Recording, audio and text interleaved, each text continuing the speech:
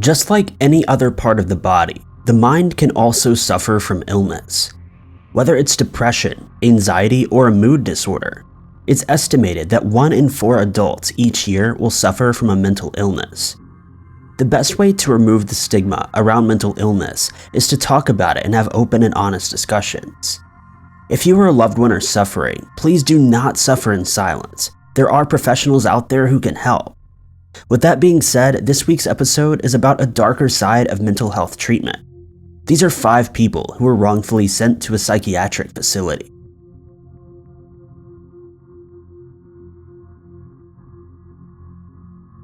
Number 5.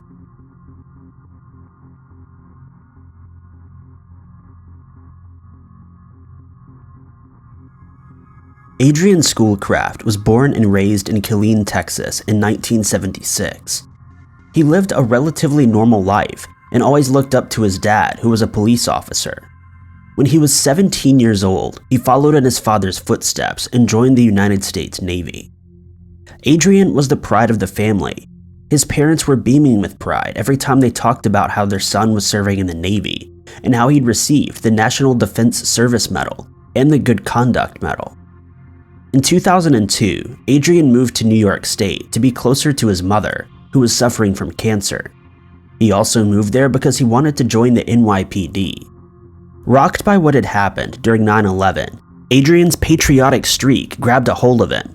Soon he had passed his entrance exam and was an NYPD officer. At first, Adrian loved his job. He loved to help the community, and being an NYPD officer gave him an immense sense of pride. That was until he started noticing that his fellow officers and higher-ups were doing things that they shouldn't do and were behaving outside of the law. Adrian decided to start recording every shift at work, including the main office room at the 81st Precinct Police Station. In these tapes, you can hear officers openly discussing arrest quotas and how his fellow officers dealt with them. After almost a year of recording these conversations, Adrian decided to have a word with his colleagues instead of going above them behind their backs.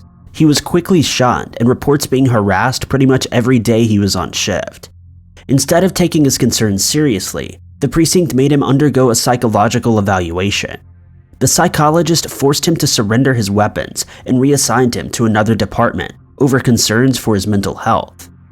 The harassment even continued when he was moved to a desk job, with his colleagues constantly belittling him and not trusting him. Things went from bad to worse on Halloween of 2009. Feeling unwell, Adrian told his supervisor that he was going home early to get some rest. At 9 p.m. that evening, Adrian heard what sounded like someone unlocking his front door. When he left his bedroom, he saw it was the NYPD. They'd gotten access to a copy of his keys, as they had received reports that he was suicidal. 12 officers were present at his apartment to complete a so-called welfare check. An officer can be heard saying to Adrian, "Listen to me, they're going to treat you like an emotionally disturbed person. Now you have a choice. You get up like a man and put your shoes on and walk into that bus, or they're going to treat you as an emotionally disturbed person, and that means handcuffs." Under the guise of being taken to the Jamaica Hospital Medical Center for blood pressure monitoring, Adrian was committed involuntarily by the NYPD officers. During his confinement, he was handcuffed to his bed and not allowed to call anyone, including his father or a lawyer. Thankfully, his father went looking for him and was able to check him out of the psychiatric ward, but that wasn't without a $7,000 hospital bill that the NYPD refused to take accountability for. What's more is that they suspended Adrian without pay, and he was relieved of his duties as an officer. Even though the hospital report paints Adrian out to be a conspiracy nut who lost touch with reality, even though he has tangible evidence to back up his claims, the whole cause from start to finish felt like a smear campaign against someone who was exposing the evils with it. The report claims he's coherent, relevant, with goal-directed speech and good eye contact. His memory and concentration is intact. He's alert and oriented, but his insight and judgment are impaired. He expressed questionable paranoia ideas of conspiracy and cover-ups going on within the precinct. Since then, he started collecting quote evidence to prove his point and became suspicious that they're after him. Adrian Schoolcraft is certainly not the first or last whistleblower to have been met with such treatment. Many others throughout the years have been driven out of their jobs or falsely committed after it was discovered they were about to expose the corruption within an organization.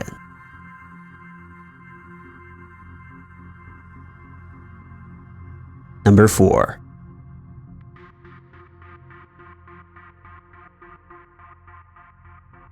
The case of John Monten sounds like it's straight out of a horror film. According to official reports, John was on a farmstead in Nebraska when he began speaking in confusing sentences and acting strangely. He was on the farmstead demanding that the ownership be returned to him, as it had previously belonged to his family and was therefore rightfully his. An 11-hour standoff between an armed John Monten and Nebraska police ensued. It's alleged that John shot several rounds around the farmstead and at officers, although this comes from police reports and not eyewitness accounts. After 11 long hours, both John and police were exhausted and soon he surrendered. Taken in on charges of first-degree murder, using a firearm to commit a felony, and falsely imprisoning the residents of the farm, he was sent before a judge to decide his fate. As mentioned before, the account of several gunshots being fired both at the farm owners and the police officers only comes from official police reports. Evidence had shown that it was the owners of the farm who had drawn a gun on John, forcing him to hide in a drainage ditch during the 11-hour standoff. The trial and the evidence presented was shaking and painted John in a bad light. It portrayed him as someone suffering from a paranoid or delusional mental illness that had no clear recollection of what had happened that September day in 1992. John was cleared on most counts due to a lack of tangible evidence.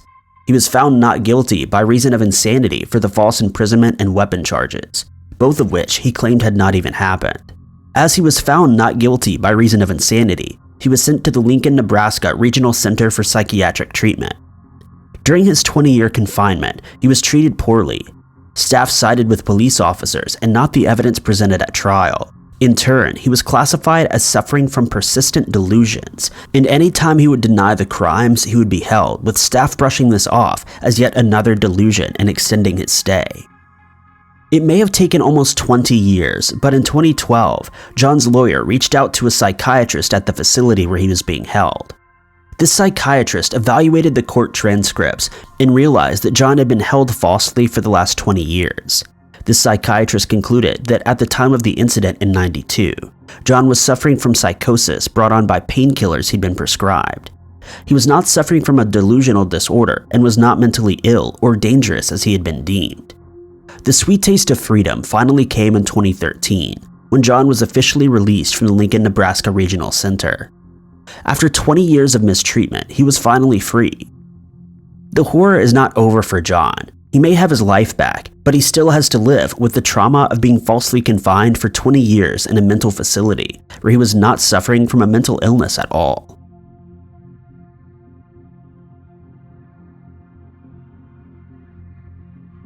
Number 3.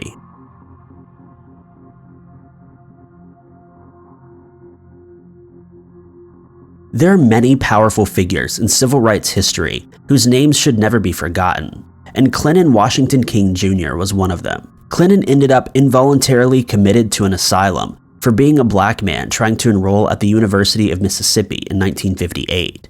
Segregation was still in full swing at this time, and Clennon's attempt to enroll at a white university was seen as a threat towards the white power structure, not only in education but society. On June 5, 1958, Clennon arrived at the University of Mississippi. Already a pastor and a college professor, he thought there would be no issues with him enrolling for the summer term. While waiting for the registration line, he was apprehended by school officials who moved him to an isolated room inside the campus.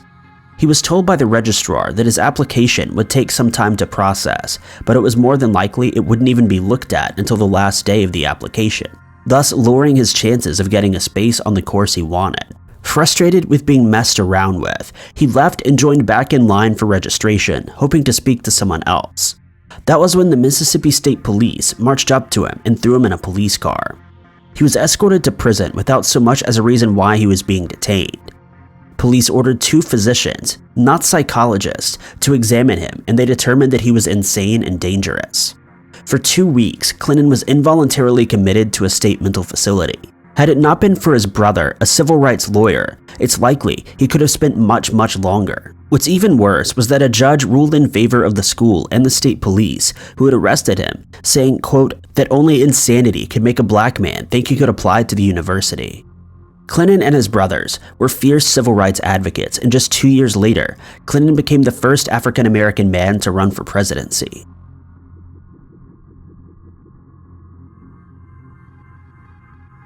Number 2.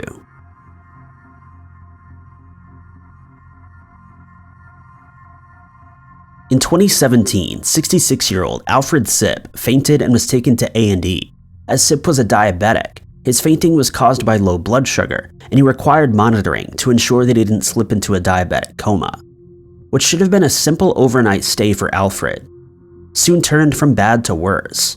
Instead of sending Alfred to a diabetic team, he was instead ordered to see a psychiatrist as the hospital believed he was in an altered mental state. Alfred claims to have no history of mental illness and was calm throughout the whole stay. He kept repeating to hospital staff that his 89-year-old bedridden mother was home alone and depended on him for around-the-clock care. Staff ignored Alfred and brushed it off as some sort of delusion he was having. He was then stripped naked and tied to a bed and wheeled onto the psychiatric ward without being told why he was placed there. He was left for 3 days without attention from medical staff. He wasn't even allowed to use the toilet, which meant he had to soil his own clothes. After 3 days, he was let go and thrown out of the hospital. He had no idea why he'd been placed on the psychiatric ward, and now had no way of getting himself home to St. Albany in New York.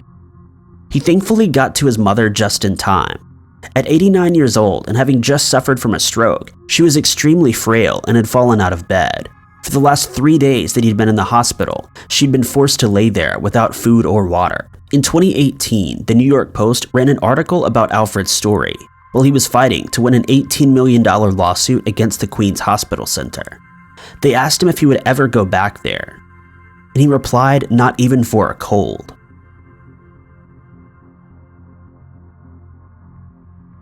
Number 1. Dr. Ignaz was a Hungarian doctor who, in 1846, suggested something that would go on to save the lives of millions. The doctor's case is very relevant to everything that is going on around us, as he's responsible for kickstarting the movement of hand washing in a medical setting. While working in Vienna, Austria, he noticed that a high rate of women and children were dying during childbirth. They weren't dying from birth complications or a lack of medical intervention, but something called childbed fever. He noticed that doctors responsible for delivering the babies and caring for the women were not washing their hands before undertaking the job. He also noticed these doctors would perform autopsies and see many other patients before tending to the pregnant women. Thus, the chance and rate of infection was marginally higher. The doctor's discovery should have been a breakthrough. In fact, it was for a short time. When he brought in hand hygiene rules, the mortality rate for new mothers and their children jumped from 18% to just 2%, and then went down further to 1% when he began washing and sterilizing equipment. Sadly for Dr. Ignaz, other doctors and higher-ups at the hospital were not happy with his new findings.